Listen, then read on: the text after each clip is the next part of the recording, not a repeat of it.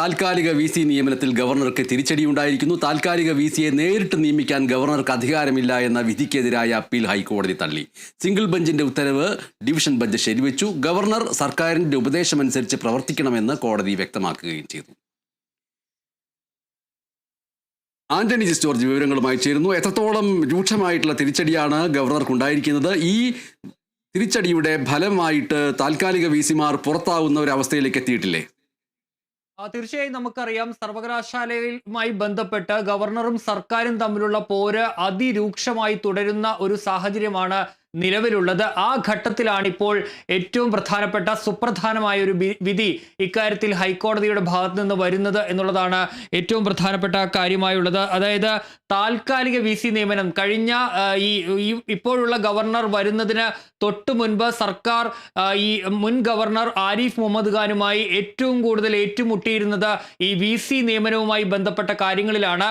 ഏതായാലും അന്ന് ഗവർണർ ഈ സർക്കാരിൻ്റെ നിർദ്ദേശങ്ങൾ അല്ലെങ്കിൽ സർക്കാരിനെ മറികടന്നുകൊണ്ടാണ് ഡിജിറ്റൽ സർവകലാശാലയുടെ താൽക്കാലിക VCയായി സിസ തോമസിനെയും അതുപോലെ തന്നെ KTU കേരള ടെക്നിക്കൽ യൂണിവേഴ്സിറ്റിയുടെ VCയായി ഡോക്ടർ ശിവപ്രസാദിനെയും നിയമിക്കുന്നത്. അതിനെതിരെ സർക്കാർ ഹൈക്കോടതിയെ സമീപിക്കുകയാണ് ചെയ്തത്. ഏതായാലും അല്പ ദിവസങ്ങൾക്ക് മുൻപാണ് ഡിവിഷൻ ബെഞ്ച് ഹൈക്കോടതിയുടെ സിംഗിൾ ബെഞ്ച് ഈ താൽക്കാലിക VC നിയമനം റദ്ദാക്കിയത്. അതിനെതിരെയാണ് വീണ്ടും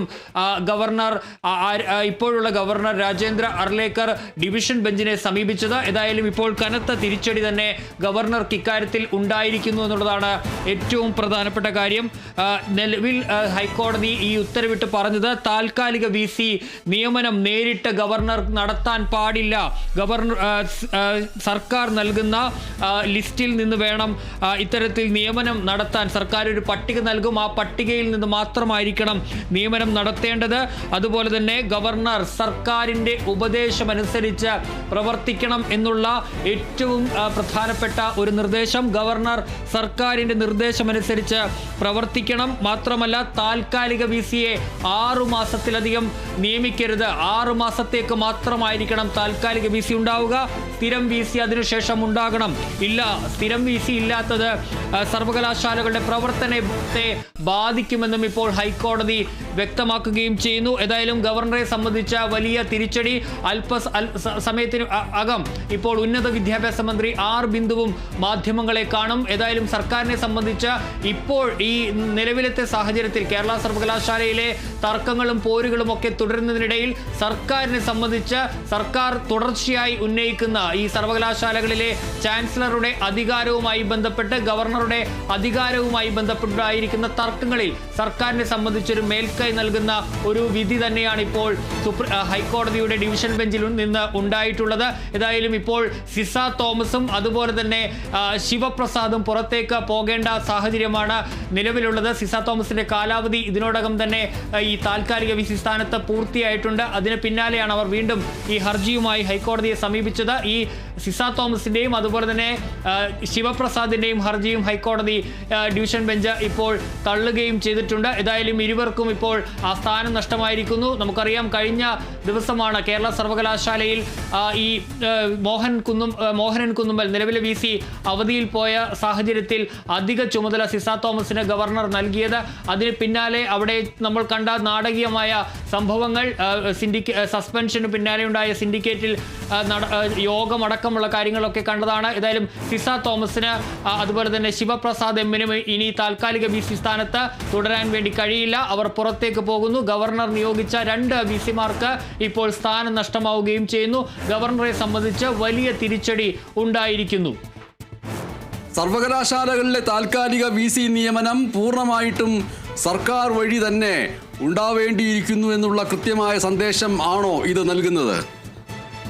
തീർച്ചയായും അങ്ങനെ തന്നെയാണ്.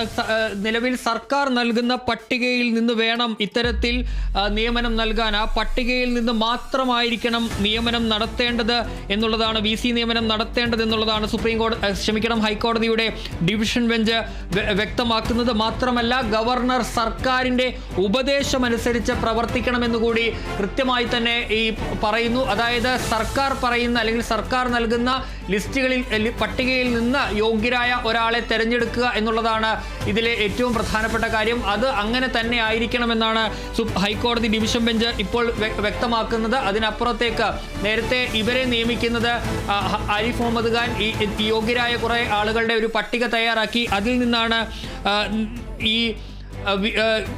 ഇത്തരത്തിൽ ഈ വി സിമാരെ സിസ തോമസിനെ ഡിജിറ്റൽ സർവകലാശാലയുടെയും അതുപോലെ തന്നെ ശിവപ്രസാദിനെ കേരള ടെക്നിക്കൽ യൂണിവേഴ്സിറ്റിയുടെയും വി സിമാരായി നിയമിക്കുന്നത്.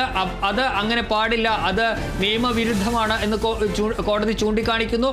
സർക്കാർ നൽകുന്ന പട്ടിക അതിൽ നിന്ന് മാത്രമായിരിക്കണം വി സി നിയമനം എന്നുള്ളതാണ് ഇപ്പോൾ ഹൈക്കോടതി ഡിവിഷൻ ബെഞ്ച് വ്യക്തമാക്കിയിരിക്കുന്നത്. ആന്റണി ജി ജോർജ് ആണ് സുപ്രധാനമായി ഈ വാർത്തയുടെ വിവരങ്ങൾ നൽകിയത്. സർവകലാശാലകളിലെ താൽക്കാലിക വി സി നിയമനത്തിൽ ഗവർണർക്ക് വലിയ തിരിച്ചടിയുണ്ടായിരിക്കുന്നു. ഡിജിറ്റൽ സാങ്കേതിക സർവകലാശാലകളിൽ താൽക്കാലിക വൈസ് ചാൻസലറെ നിയമിച്ച ഗവർണറുടെ നടപടി നിയമപരമല്ല എന്ന് ഹൈക്കോടതിയുടെ ഡിവിഷൻ ബെഞ്ച് വ്യക്തമാക്കിയിരിക്കുന്നു. ഇതേ കേസിലെ സിംഗിൾ ബെഞ്ച് ഉത്തരവ് ശരിവെച്ച കോടതി ഗവർണറുടെ ഹർജി തള്ളുകയും ചെയ്തിരിക്കുന്നു. ഇതോടെ ഡിജിറ്റൽ സർവകലാശാല വൈസ് ചാൻസലർ സിസ തോമസ്, സാങ്കേതിക സർവകലാശാല വൈസ് ചാൻസലർ കെ ശിവപ്രസാദ് എന്നിവരെ വി സി ആയി നിയമിച്ച നടപടികൾ നിയമപരം അല്ലാതായി തീർന്നിരിക്കുന്നു. അതാണ് ഹൈക്കോടതിയുടെ ഈ ഉത്തരവിലൂടെ ഇപ്പോൾ സംഭവിച്ചിരിക്കുന്നത്.